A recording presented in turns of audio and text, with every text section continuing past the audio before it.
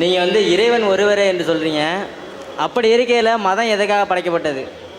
இறைவன் ஒருவன்கிறது உங்கள் கொள்கைங்கிறீங்க. அப்புறம் எதுக்கு ஒரு மதத்தின் பேரில் அதை சொல்கிறீங்க?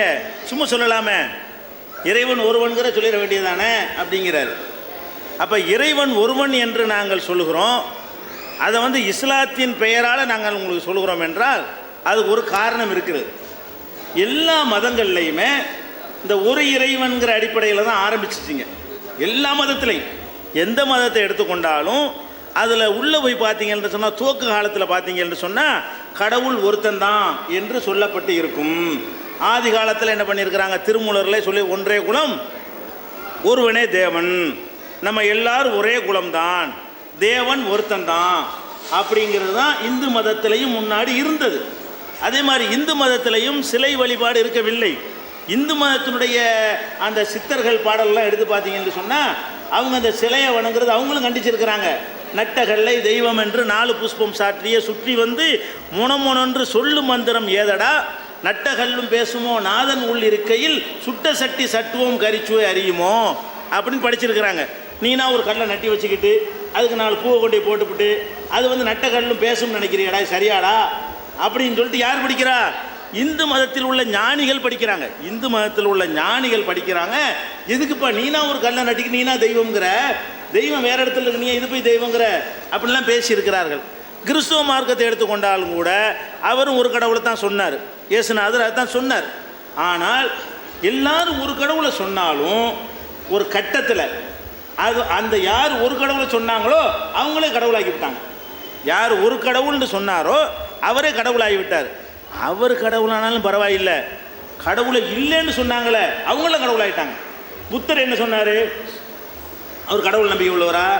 இல்லை, அவர் அன்பே சிவம்டார். அன்பு தான் கடவுள், கடவுள்னு ஒன்று தனியாகலாம் கிடையாது. நம்ம ஒரு பொருளுக்கு அன்பு செலுத்துகிறோம் பாருங்க, அன்பே கடவுள் அன்பே சிவம் அப்படிங்கிற கொள்கையை தான் புத்தர் சொன்னார். இப்போ புத்தர் கடவுள், அவருடைய பல்லுன்னு சொல்லி வணங்கிட்டு இருக்கிறாங்க. அவருடைய பல்லுக்கெல்லாம் கோவில் இருக்கிறது. அப்போ புத்தருடைய பாதம்னு சொல்லி வணங்கிட்டு இருக்கிறாங்க. அப்போ இந்த ஒரு கடவுளுங்கிற ஒரு விஷயத்தை வந்து எல்லா மதங்கள்லையும் இருந்தாலும் அவங்க ஒரு காம்ப்ரமைஸ் ஆகிடுச்சு. எல்லா மதங்கள்லையும் அந்த ஒரு கடவுள் கொள்கையோட பல கடவுள் கொள்கையும் கலந்து கிடக்கிறது. தனித்து ஒரு கடவுள் தாண்டு உறுதியாக சொல்லக்கூடிய தன்மை இல்லை. நம்ம பார்த்த வகையில் இஸ்லாமும் ஒரு கடவுள் கொள்கையை சொல்லுகிறது. அதுக்கு மாற்றமாக எந்த ஒரு அம்சமும் வராத அளவுக்கு இருக்க கதவை சாத்தி ஒரு கடவுள் தான், அதில் எந்த ஒரு சமரசமும் இல்லை அப்படின்னு இஸ்லாம் மட்டும் நீங்கள் சொல்கிற நீங்களே பார்க்கலாம். ஏன் அந்த இஸ்லாத்தின் பெயரால் நாங்கள் அதை சொல்கிறோம் என்று கேட்டால், இஸ்லாம்ங்கிற மதத்தில் மட்டும்தான் ஒரு கடவுள்னு சொல்லிவிட்டு நபிகள் நாயகத்தை வணங்கக்கூடாது. நீங்கள் நபிகள் நாயகம் ஃபோட்டோ எங்கேயாவது பார்த்துருக்கிறீங்களா?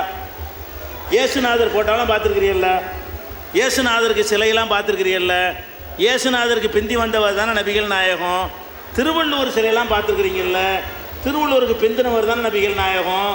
முந்தினவருக்கெல்லாம் சிலை இருக்குது.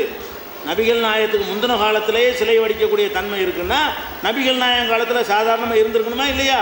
அப்போ திருவள்ளுவருக்கு சிலையை நீங்கள் பார்க்கிறீர்கள், இயேசுநாதருக்கு சிலையை நீங்கள் பார்க்கிறீர்கள். அது மாதிரி இந்த நல்ல போதனைகளை சொன்ன சிவன் விஷ்ணுன்னு சொல்லக்கூடியவர்களுக்கெல்லாம் அவங்களுக்கு ஒரு சிலை வடிவத்தில் இப்படித்தான் நீங்கள் பார்க்கிறீர்கள். முகமது நபி சிலை யாராவது பார்த்துருக்கிறீர்களா? இல்லை. அவர் வரலாற்றில் வந்து 1400 வருஷம் தான் ஆகுறது. ஆனால் அவருக்கு ஃபோட்டோவும் கிடையாது, அவருக்கு சிலையும் கிடையாது, அவருக்கு எந்த ஒரு இடத்துல ஓவியமும் கிடையாது, அவர் எப்படி இருப்பார்னு தெரியாது. ஏன் அப்படின்னு கேட்டால், இந்த ஒரு கடவுள் கொள்கை இதெல்லாம் பாதிக்கும். சிலையை அனுமதித்தோம் என்றால் அதை நாளை கடவுளாக்கி விடுவார்கள், வரைவதற்கு அனுமதி கொடுத்தோம் என்றால் அந்த படத்தை கடவுளாக்கி விடுவார்கள் என்று பயந்து முகமது நபி என்ன பண்ணிட்டாரு, இந்த உருவப்படத்துக்கு தடை போட்டு போயிட்டார்.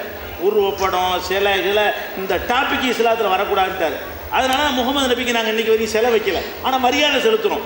சிலை இல்லாமலேயே மரியாதை செலுத்துகிறோம், அவர் சொல்வதையெல்லாம் கேட்டு நடக்கிறோம். ஆனால் அவருக்கு நாங்கள் சிலை வைக்கவில்லை. அப்போ அதே மாதிரி வந்து காலில் உழுவுறது, மனிதன்கிட்ட போய் வேண்டுதல் பண்ணுறது, மனுஷனை கடவுள் நிலையில் வைக்கிறது எல்லாத்தையும் தடுத்துட்டார்.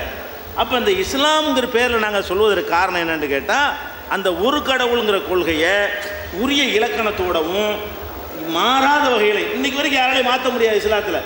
அந்த அளவுக்கு இஸ்லாம் சொல்கிற காரணத்தினால தான் அதை மதத்தோடு கலந்து அதை சொல்லுகிறோம். இஸ்லாம் மதத்திலையும் அந்த ஒரு கடவுள் கொள்கையை ஓச்சிவிட்டாங்கன்னு சொன்னால் வெளியே நின்று தான் சொல்லணும். இஸ்லாம் மதத்தில் இந்த ஒரு கடவுளுங்கிறத பேருக்கு வச்சுக்கிட்டு அதை ஒழிச்சு விட்டாங்கன்னு வைங்க, அப்போ நம்ம வெளியே வந்துட்டு தான் ஒரு கடவுளை பேச வேண்டியிருக்கும். இஸ்லாம் அதை பாதுகாத்து வச்சிருக்கிற காரணத்தினால அது வெளியே வராமலேயே சொல்ல வழி இருக்கிறதுனால தான் இஸ்லாத்தில் இருந்துக்கிட்டே ஒரு கடவுள் கொள்கையை சொல்கிறோம், வேற ஒரு காரணம் இல்லை.